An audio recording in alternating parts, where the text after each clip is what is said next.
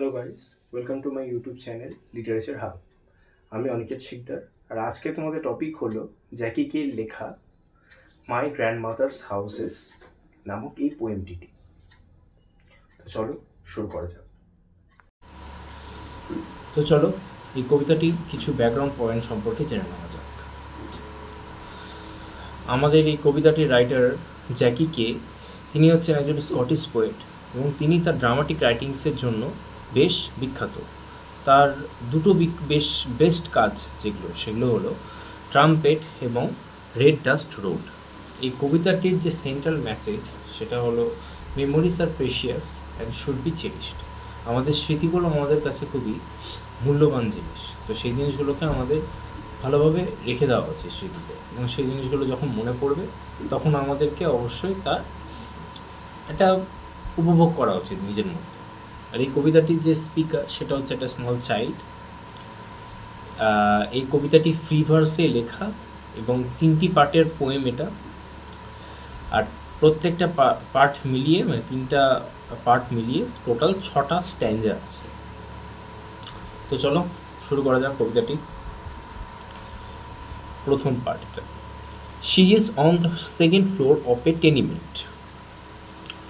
তো এখানে যেটা বলতে চাইছে যে টেনিমেন্ট মানে হচ্ছে ওই ছোটো ছোটো একটা গোটা বড় বিল্ডিংয়ের মধ্যে যে ছোটো ছোটো ঘর বা ছোটো ছোটো একটা রেসিডেন্স টাইপ থাকে, ওই ইউএস বা ইংল্যান্ডে যে ধরনের ঘর বাড়ি দেখা যায়, যে অনেক বড় বিল্ডিং, তার মধ্যে এক একটা করে রেসিডেন্ট, একটা ছোটো ছোটো একটা গোটা বিল্ডিংয়ের মধ্যে আলাদা আলাদা ছোটো ছোটো, তো সেই জিনিসগুলোকে টেনিমেন্ট বলছে আর কি। তো সেকেন্ড ফ্লোরের টেনিমেন্টে তিনি রয়েছেন।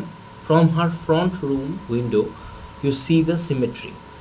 তার যে ওই সামনের ঘরের যে জানলাটা আছে সেখান থেকে তুমি একটি কবরস্থান দেখতে পাবে। Her bedroom is my favourite. তার যে বিছানা সেটা হচ্ছে আমার প্রিয় জায়গা। নিউজ পেপার স্টেটিং back to the war covering every present she has ever got since the war. যুদ্ধের সময় থেকে যতগুলো তিনি উপহার পেয়েছেন, তো প্রত্যেকটাই সে যে ওয়ারের যে সেই সময়কার যে নিউজ পেপারের যেগুলো বেরিয়েছিল সেগুলো দিয়ে র্যাপ করা রয়েছে। What's the point in buying her anything my mother moans. আমার মা সবসময় একটা আমাকে জিজ্ঞাসা করেন বা রাগ করেন। তিনি বলেন যে তাকে জিনিস কিনে দিয়ে কী লাভ। Does she use it? তিনি কি আদৌ সেটি ব্যবহার করেন? Does she even look at it? তিনি কি আদৌ সেগুলোর দিকে তাকান? I spend hours unwrapping and wrapping endless tablecloths, napkins, perfume, bath salts, stories of things I cannot understand, words like conscientious object. ব্যাপারটা হচ্ছে কি, আমি অনেকটা সময় এই যে যে যে প্রেজেন্টগুলো থাকে, তো তার মধ্যে যে ন্যাপকিন, টেবিল ক্লথ, পারফিউম, এই যে বিভিন্ন বিভিন্ন জিনিসপত্রগুলো থাকে, এগুলো আমি কী করি, আনর্যাপ করি এবং আবার র্যাপ করি। এই করতে করতে আমি সময় কাটাই। At night I climb over all the news paper parcels to get to bed harder than the schools obstacle course. এবার রাত্রিবেলা কী হয়, যখন বিছানার উপর আমি উঠতে যাই, প্রত্যেকটা যে নিউজ পেপার পার্সেলসগুলো থাকে সেগুলোকে টপকে আমাকে উপরে উঠতে হয়। আর এই বিষয়টা স্কুলের মধ্যে কোনো কোর্স যেগুলো আছে সেইটাকে পাস করার থেকেও কঠিন একটা বিষয় আমার কাছে। High up in her bed all the print marches together. তার বিছানার উপর প্রত্যেকটা যেগুলো প্রিন্ট কাগজপত্র সব একসাথে লাট হয়ে পড়ে থাকে। When she Gates the letter she is hoping mad. এখানে ঠাকুমার কথা বলছেন যে যখন তিনি চিঠি পান তিনি একেবারে উন্মত্ত হয়ে যান। What does she want with anything modern, A shiny new pin. তিনি এই যে আধুনিক জগতে যে জিনিসপত্রগুলো রয়েছে সেগুলোর মধ্যে তিনি কী চান? একটা সামান্য একটা চকচকে একটা ছোট্ট পিন। হেয়ার ইজ হোম, এই যেটা বাড়ি। The sideboard solid as coffin, একদম কফিনের মতো যেমন সলিড হয় সেরকম। The newsagents next door which sells hazelnut trophies and her daily record chewing for ages over the front page, her toffees sticking to her false teeth. এবার কি news agent মানে যারা খবরের কাগজ টাগজ দিতে আসেন আর কি, তো নেক্সট ডোর মানে পাশের ডোরে যে যারা খবরের কাগজ দিতে আসেন তো তারা হ্যাজেলনাট টফিও বিক্রি করে। এর ঠাকুমা যখন তাদের কাছ থেকে মানে ওই নিউজ পেপার কিনেন এবং সাথে কিছু হ্যাজেলনাট টফিও কিনেন। এবার এটাই বলছেন যে প্রথম পাতা যখন খবরের পেজের পাতার খবরের কাগজের প্রথম পাতাটা যখন সে পড়ে তখন সে ওই হ্যাজেলনাট টফি চেপোতে থাকে। তো তার তো সব দাঁত পড়ে গেছে, ওই জন্য ফলস টিথ বলছেন।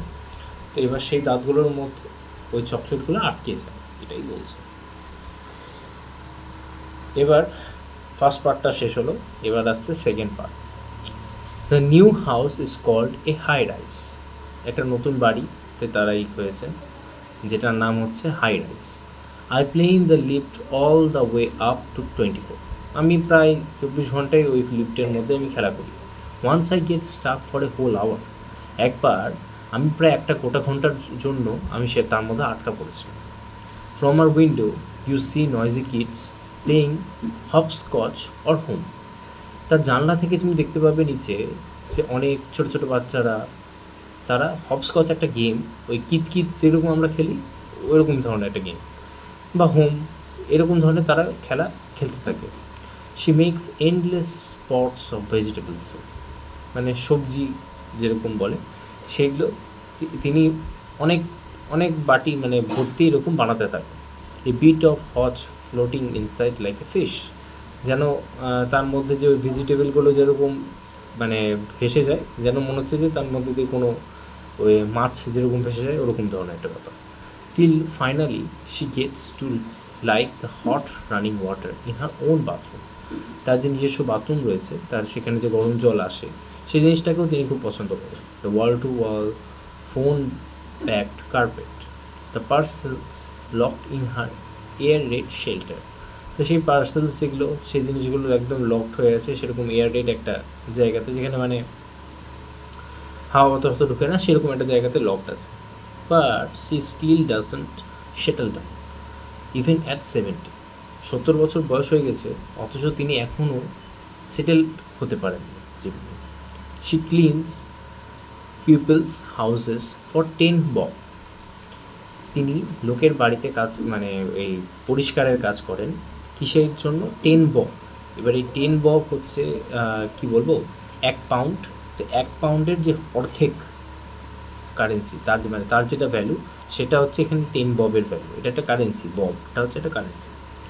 And goes to church on Sunday, এবং রবিবার করে তিনি চার্চে যান। Dragging me along to the strange place where the air strap and ghosts sit at the altar. তিনি রবিবার করে আমাকে চার্চে নিয়ে যান, তো আমাকে টানতে টানতে নিয়ে যান সেই অদ্ভুত একটা জায়গাতে যেখানে হাওয়া বাতাস ঠিকমতো ঢোকে না এবং ভূতেরা তার পরিবর্তে বসে থাকে।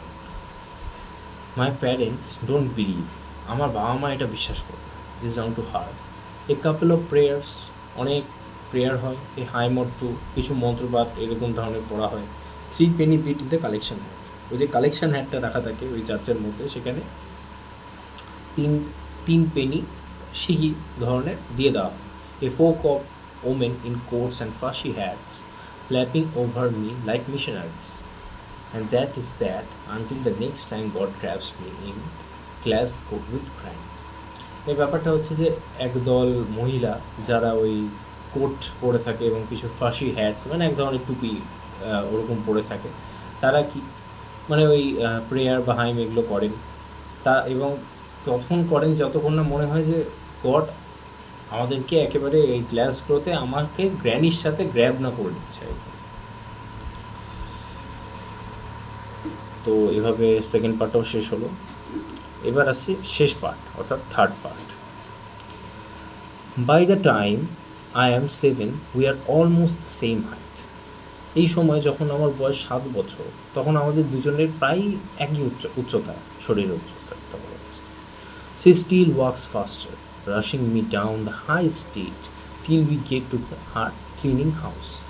তিনি এখনও আমার থেকে অনেকটা জোরে হাঁটেন এবং হাই স্ট্রিটে যেখানে তিনি ওই মানে বাড়িতে কাজ করেন পরিষ্কারের কাজ, সেখান অবধি আমি ছুটতে ছুটতে তার পিছনে যাই। The hall is huge. যে বাড়িতে তিনি কাজ করেন সেই হলটা খুবই বড়। Rooms led off like an octopus's arms.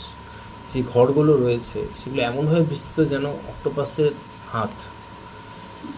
I sit in a room with a grand piano, top open, a one-winged creature whistled my grand polishes for hours. আমি একটা রুমে বসি যেখানে একটা বড় সড়ো দেখে পিয়ানো রয়েছে, আর ওইটা যেমনভাবে ওপেন থাকে, মানে ওটা একটা একটা জানাওয়ালা ক্রিয়েচারের সাথে এখানে একটা সিমিলি তুলনা করছে আর কি। সেখানে ওই পিয়ানোটাকে আমার গ্র্যান্ডমা অনেকক্ষণ ধরে পরিষ্কার করে। Finally bored, I start to pick some notes. Oh, can you wash a sailor's shirt? Oh, can you wash and clean? Till my grand comes running, duster in hand. আমি তখন কিছুটা বোর হয়ে গিয়ে আমি কিছু নোটস পিক করতে শুরু করি এরকমভাবে, এবং তখনই আমার গ্র্যান্ড দৌড়াতে আসেন তার হাতে একটা ডাস্টার নিয়ে, অর্থাৎ ওই যে পরিষ্কার করার যে জিনিসপত্র। I told you don't touch anything. আমি বলেছিলাম না তুমি কোনো কিছু টাচ করো না। The woman comes too. এই বাড়ির যে মানে ওনার, সেই মহিলাটিও আসেন। The posh one all smiles that make goose pimples run up my arms. তো তিনিও আসেন। এবার তাকে দেখে এবং ওই হাসি এইসব দেখে আমার হাতের উপর যেন ওই গুজবাম্পস টাইপ যেরকম হয় ওরকম হয়ে যায়। তারপর তিনি বলেন, would you like to sing me a song? তুমি কি গান করবে? Someone is crying my Lord Kumbaya lovely, she says, beautiful child, skin the colour of cafe au lait. মানে ওই কফি উইথ মিল্ক যেরকম কালারটা হয়, তিনি ওই মহিলাটি তখন এই বাচ্চা মেয়েটাকে বলে যে তোমার গায়ের রঙটা ঠিক একদম ওর মতো। Cafe, oh what? Oh she is not being any boy, not at all, you just get back to your boy. তুমি তোমার কাজে ফিরে যাও। এবার কাজটা শেষ করে on the way to her high rise I see her like the hunchback of Notre Dame.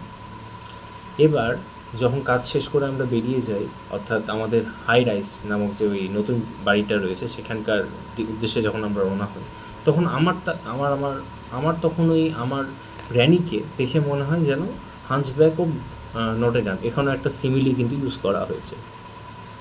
আর এই হাঞ্চব্যাক অফ নটর ডেম এই বিষয়টা হচ্ছে একটা ফ্রেঞ্চ হিস্টোরিক্যাল নোভেল।